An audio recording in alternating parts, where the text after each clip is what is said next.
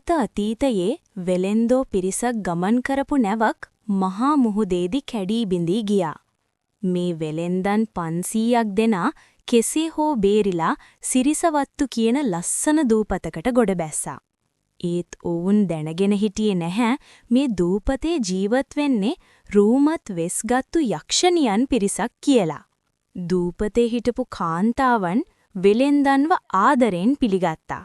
හැබැයි වෙලෙන්දන්ගේ නායකයාට සැකයක් ඇති වුණා.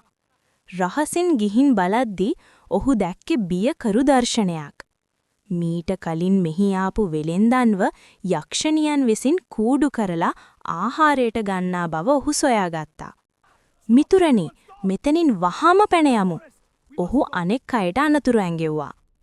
ඒ වෙලාවේ තමයි හාස්කමක් වගේ අහසින් මහා සුදු අශ්වයෙක් පියාඹලා ආවේ. ඒ තමයි බෝධිසත්වයන් වහන්සේ. මෙතනින් බේරෙන්න කැමති අය මගේ පිට උඩට නගින්න කියලා අශ්වයා කෑ ගැසුවා. නායකයා ඇතුළු වෙලෙන්දන් 250ක් අශ්වයාගේ පිට උඩට නැග්ගා. ඉතිරි අය යක්ෂණියන්ගේ මායාවට රැවටිලා එහිම නැවතුණා.